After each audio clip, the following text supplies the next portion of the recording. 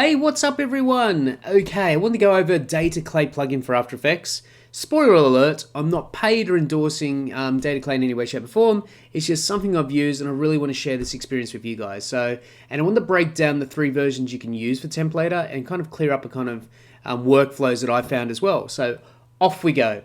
So Dataclay is a plugin for After Effects. You have 3 versions. You've got this rig for 30 quid all up, once off payment. You got Pro, which is a monthly fee, and you got Bot, which is a monthly fee as well. Big difference is that the Bot will look at data sets, so your Google Sheets, your JSON files, and Templator Bot, you need a human to push some buttons. Depends on your workflow. I'm using Bot today, and I'm going to show you that. The reason you use Rig is that you'd pay for this, you'd then have another computer, or the same computer, and then that would allow you to put the preset onto the layers, and then save those and send them out. The reason I use Rig is that I've got a second computer. I will then do all the rigging of the After Effects project, save it over to my main computer, and then that would do the bot's automatic creation of the assets. So let's have a quick butchers and see what's going on here. So in After Effects, you have, here we go, you have the comp itself. Each of these layers are representations to the data source.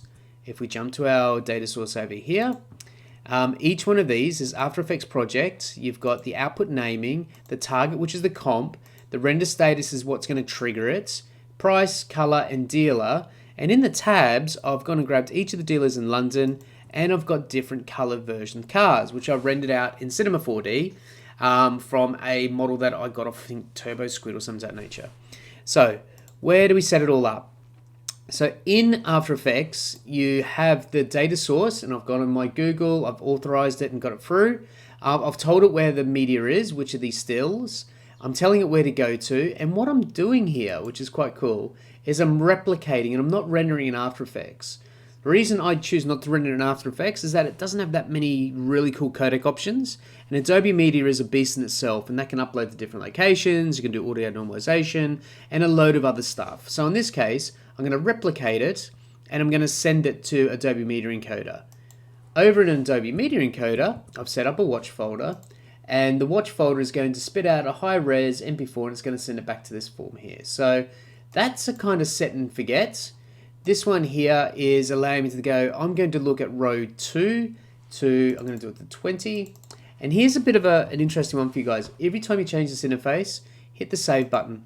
So the save button will kind of lock in these options for it. If you don't, it will remember the other ones. And I've had a bit of a problem that way as well, okay? I'm not having to worry about my render settings because I'm going to send it over.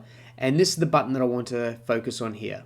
So in After Effects, you set up your comp, and I've got a really dodgy kind of fade and push in, fade in, push in. Here's the car color. Now, I would set up a placeholder in kind of Photoshop and drop it into here. In the current videos that Ari's and John have done, they're aware of this. The old versions of After Effects with the video placeholder don't work in the most current versions of After Effects. So go and do Photoshop, set up a template, spit out a JPEG, do that as a placeholder, not as a video placeholder. In each one of these, you have to put the template to setting on each of the layers. Saying that, that's all ready to go. Save it down. And now if I go over to my data source, and I just want to change something in here, I might want to change this to 56,000 because it's an amazing deal. And all I need to do now is type in the word ready. I can copy and paste this through here. I can put in another one, so I might grab another dealer that I've just got here. I'll go, that's the Heathrow one. The Heathrow one's going to do, say, the white car. They're doing it for 89,500. And through here is going to be Heathrow, and it's going to be 89,500. And all I need to do through here is copy these and copy this. So this is ready to go. I've set it all up. These are the ones I want to do. This is the campaign I'm at. I can add loads more in. I could be super creative, but all I need to do now is enable the bots. So what's going to happen? Well, the bot's going to go look at Google, and it's going to sniff around and see what's new to actually add into here. So if I grab this and put it over here, It takes about a minute. The reason it takes a minute is that Google will think you're spamming it if you do it any earlier. So a minute is the lowest denomination of polling that you could possibly do.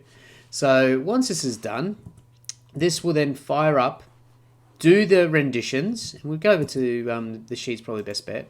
So this will sit here for ready. It'll then get preparing, queued, and then punch it out. So this normally takes about a minute. I'm not going to sit here and talk for a minute. I'll just pause it for a sec. And off to the races we go. So that one's queued, processed, queued. These fly out the door. And as you'll see in the background, you've got After Effects churning and burning. And if we go over to Adobe Media Encoder, there's the first one coming through. And then the second, third, and fourth will come through as well. There's the next ones.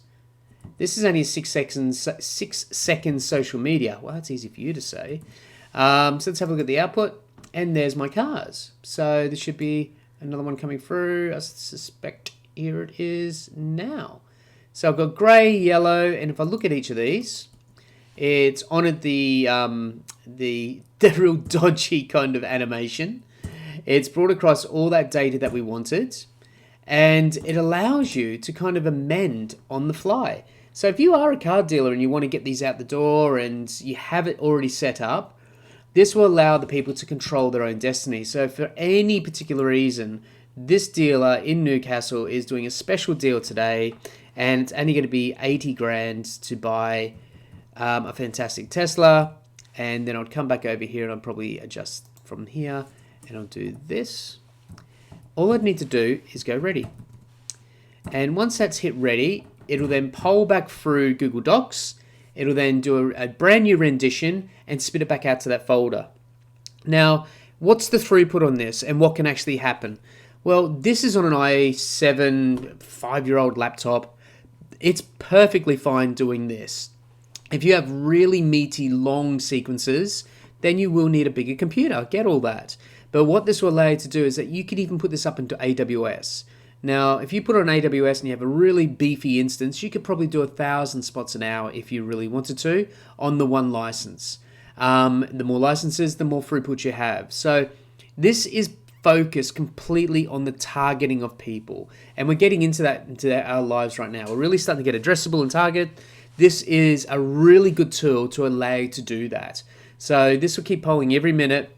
If I loaded up 50 of these, it would do them all at once. And they've only activated once, it's going to go through a minute, then it's going to grab that one there it is, and it starts processing, and it's done. If we have a look at this, it'll come through in 1 second, there it is, and then that asset will then pop up through here, and there we go. So as you see, it is tremendously brilliant on what you can do with this. All you need to do is invest the time in doing the sequences and the comps. Once you get them going and you've got a template, sky's the limit. But for anyone out there that's looking at using Templater, there is a free trial. You can have a go at it. Have a chat to Ari and John, top people. It's a great piece of kit.